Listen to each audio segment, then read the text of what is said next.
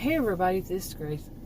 In this video, I'm going to talk about something that just came to my mind about this whole situation with the dysfunctional, toxic in-laws. That doesn't mean that just parents have passed, but it's their extended family, even the cousins, the siblings, the cousins are all adults, ages say 50 and up, and then their kids aren't, of course, but the ones from my generation or in the 50s and 60s for the most part, and the ones they're married to and all that for the most part.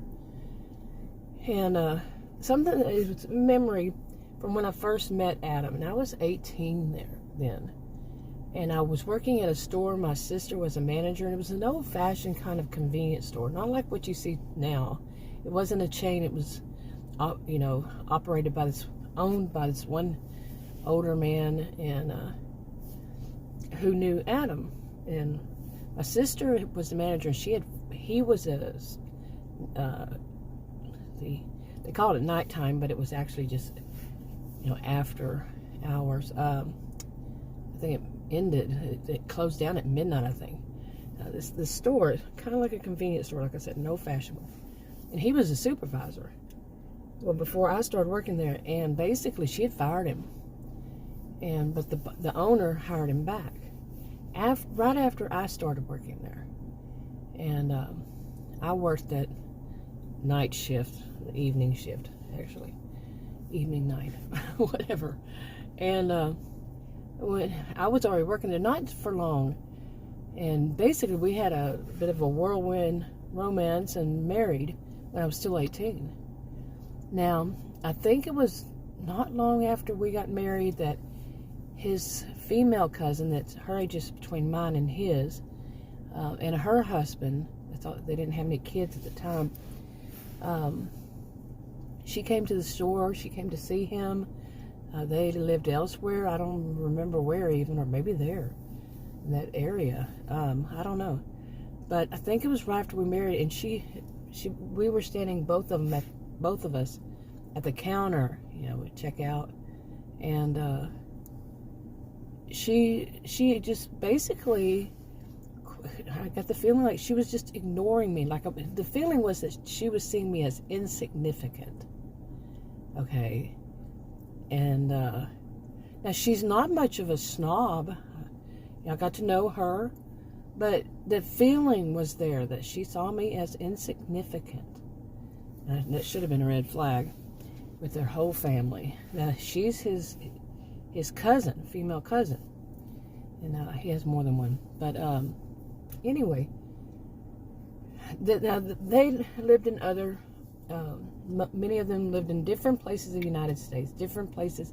Since I've known them, they've lived in different places. Some of them, like in Canada, okay, different places, and they like doing that, I guess. I don't know, but anyway, now he was kind of, I don't know, in his family, he was more like the one who really didn't get involved. He still doesn't. We still are not very at all involved with any of his family, but their cousins, the cousin and her siblings, her parents, and all of them, both of the families, there were brothers that married, and they married, the wives were cousins. The wives were cousins to one another. Okay, and the other ones were brothers, Adam's dad and that woman's, his female cousin's dad. And they basically, for a while there, they lived in the same house. It was something like a 3-story house, and like one had the top floor, one had the bottom floor, and the middle one, something maybe like, that's where they met to eat or something. They grew up with one another, all the kids, their kids, Adam and his siblings, and her siblings. And so they were real close, they were tight. But there was a lot of jealousy between the two families, mainly by his mother and eventually his sister, as it turns out. The story was always told differently. Yeah. Always was, how some people, they will blame the victim, play the victim, and then blame the victims. And that's what his mother and his sister, in my opinion, and same for Adam, what they did. But we didn't find that out till like recent years, okay? Recent years. And yeah. Okay. And pretty much since then, since his cousin, I met that one, she and I had, she no longer lives anywhere near us, but we got along better than me and any of the other ones, really. His family, I haven't met all of them, but all of them at some point gave me that feeling they saw me as so insignificant. One of them, her brother, actually tried to pay me off to leave Adam. I'm kid you not. When we were young, and he's my age, I think a few days younger than me, and his Adam's younger brother is just a few months younger, and his male cousin, young one, tried to pay me off to leave Adam. It was some ridiculously little money, not like that made any difference, but I didn't take it. I didn't accept it. But he put it out as though it was because he was trying to help me. And then one day he did it again, and I said something to him. He said, "No, I'm doing it for him." He didn't say it that way, but he let me know he was doing it for his cousin, Adam. And, oh man, some of his family members, they did so much behind the scenes that it was unbelievable. I never found out why, what was the motive, and never knew. But there was so much of this jealousy between the family. And one thing I did hear at some point was that they considered me the favorite bride, B-R-I-D-E, favorite bride, in their whole family. And I think part of it was because those that lived in the, different country, wherever, they would want something, and I would send it somehow to them. It wasn't ever very much, but sometimes just certain kinds of things, like candies they couldn't get where they were, or material even, just material to make themselves clothing or whatever, certain kind of school supplies they didn't have there, wherever they were, whatever it was. And it wasn't much. It wasn't like I was spending a lot of money. And anyway, but at some point, it was mainly his sister. And at some point, I always thought she was really nice. We used to exchange letters, that was back in the day when there was no email, so much was expensive, long distance, and all that. And we were just young and getting started on our own. And she and I wrote letters. Not very often, but I thought she was nice. But then I started to realize, how much.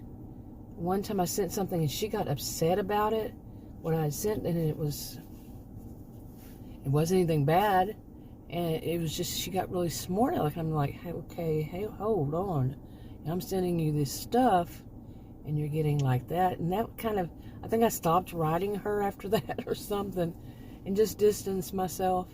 And Adam had always been distant from them, and yeah. Okay, but like I said, actually back then I hadn't met many of them, hardly any, and but they lived in different places, kind of pretty much like mine. Mine live in different areas, and so anyway, but that whole feeling of them seeing me as insignificant, even his friends. I went to a wedding, and the way they seemed to see me, and then not too many years ago, I say not too many years ago. Shoot, it could have been, maybe 15 or so years ago. One of his friends just was so rude to me. And overall, they were better than I. And, not even that. It's just like you're insignificant. You don't matter. They're more important to him, to Adam, than I. His friends, his family, they're more important than his wife, right? That kind of, it was, and, but I do remember that. And I remember another thing, that in their family, I learned that, when was it? Probably back in the 1980s, late 1980s or so, that his family, they had this weird way of seeing things that, and they do actually see that the family, like the brothers, the mother, the brothers, the mothers and the brothers, and the family that is of that person, I guess, something like that, the mothers, brothers, and all that, come before the wife and their children. Okay, like if, mine and Adam's, they would come before them.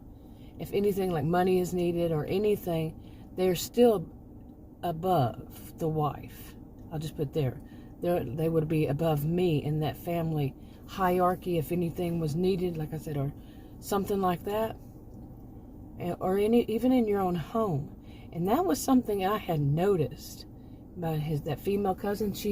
Her sister and their mother, at different times, different ways this came about, was like they would come into our place wherever we were living at the time, like when we were young and even after that. They would go into the kitchen and just basically take over. Now, I didn't think that was bad because they had their own, at first, didn't think it was bad because they had their own special kind of meals that they wanted to cook and all, that's from their culture.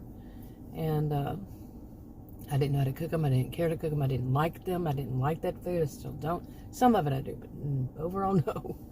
And after all these years, decades. But at first it would kind of bug me because they would change things around in my, I say my kitchen because I was the one who did and still do most of the cooking. And it was his, it was ours. And he didn't give him permission, they just did it. Just change things around. Even in the rest of the house every once in a while. Like they knew better how things should be than him, in our own home. And oh man, then I guess it was I finally met his sister, whose age is between mine and his, and he's older, and about 5 years ago, and oh my goodness, the first thing, she came and stayed with us. She was coming from Canada, and was she in Canada at that time? I'm not sure. I think it was. I'm not sure. But anyway, and she was to stay with us for like a few, she was dividing it between her three brothers who lived in the United States, that when she would go and see them and their family and all that. And so she was here for, I think, around 6 months, maybe less. And not in our house, but the time that she was in ours twice, when she got here and then when she left.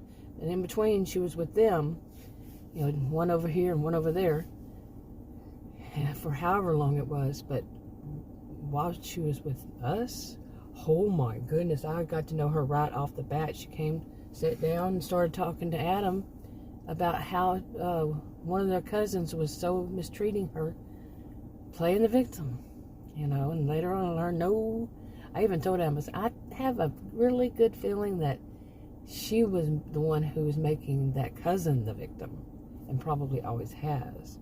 And at some point he agreed. Yeah, that's a strange way to start off meeting somebody, or seeing your brother, your sibling, if you haven't seen them in long years. Anyway, but yeah, wow. Overall, I was not impressed with his family. Pretty much any of them. Pretty much was not impressed. That whole superior attitude. Very, very, and it goes beyond just that. And, yeah, and even one of them I thought I was okay with, I found more recent years, no. He does stuff that, no thank you. I just am not impressed at all.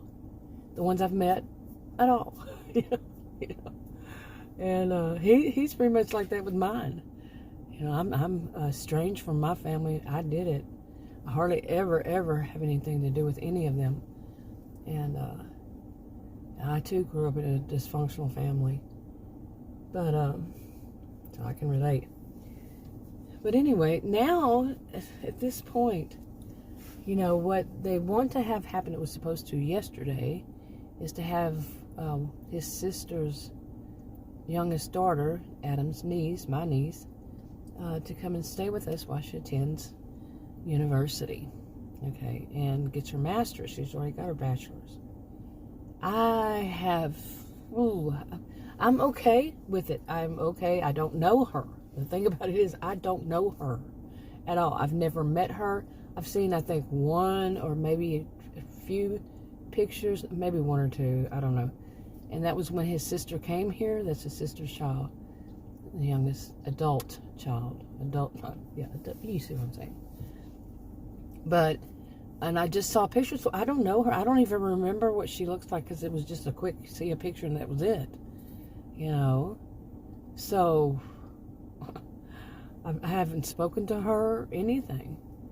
And I've already talked to him today, but I'm going to try to, they're going to do something like Skype. I'm going to try to get him to do that this evening or sometime before the second time she's supposed to be here. She was supposed to be here yesterday. And that got postponed because she lost her phone and they're waiting for her phone to come in. She's coming from Canada. And, that's a whole story. But hopefully it won't be yet another one that I'm not impressed with.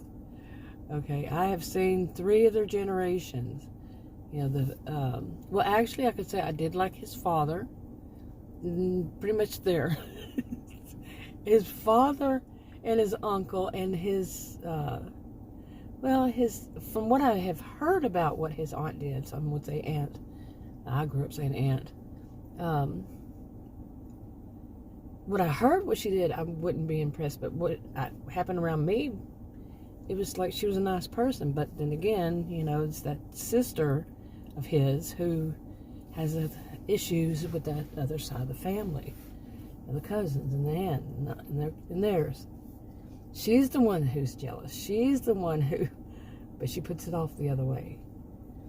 So the elders, not so much, but his mother, she's the daughter's like the mother was. But still, she had a good side to her, but kind of maybe a little Dr. Jekyll, Mr. Hyde. And so I hope this one that I meet, I hope Adam they had described, or somebody in the family had described, or maybe Adam and his brother had described her. And basically, there was an old-fashioned word Adam used. He couldn't remember it. I couldn't remember it. But then he said, basically, she's very calm. Now, in their family, these are pretty much loud people. And, calm, it would be more like me. Okay. Calm, I'm not a loud person. Really, seriously. I'm like as mild as you can get. And, yeah. So, anyway, I'll be meeting this one that I've never met before. And, she's an adult, like I said, late 20s, I think. And, but I wanted him to find a picture. He says he can't find the picture that, because I want to have some kind of idea, and maybe she does too. But I usually don't, because I don't like to run across his sister.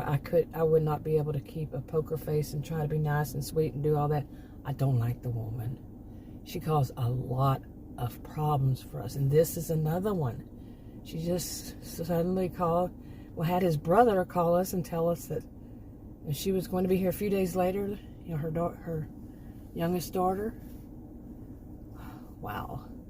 And there's a whole story behind that, why we were okay and all that, but still, just the whole memory of his family, the way they've treated me over the years. And I'm not gonna let it affect, I can't even say that. Of course these things kind of affect you somehow, but I don't have anything to do with them. It's, so many years, 40? Yeah, I've known him 40 years. So many years, I haven't had anything to do with him. And they're not in my life. I don't talk to them over the phone, unless there's some kind of emergency, like I had last year. Adam was in the hospital, and I called his brother, the younger one, the one around my age. And that was that. You know, that was pretty much it. You talk to them a little bit, you know. I really don't have anything to do with them. So they live in different places, different countries. So different places in the USA. You see what I'm saying? And anyway, I just wonder, you know, how this is going to be. And I'm not going to accept it. I've already, you know, Adam and I have talked about this. He already knows it. You know, he has the same attitude that this young woman, if she's like her mother, she might not be here long. She'll be with Adam's brother, you know, her uncle, her other uncle, one of. Because we're not going to accept that, like, for her to be like her mother and come in and try to start trouble. And, you know, we just don't know. We don't know how she's going to be. And, yeah, we shall see. Anyway, I think I'm going to wrap this up. It's kind of hot. It's 101, July 27th, 6:51 p.m. So we'll see. I'll talk to you on the video. Bye.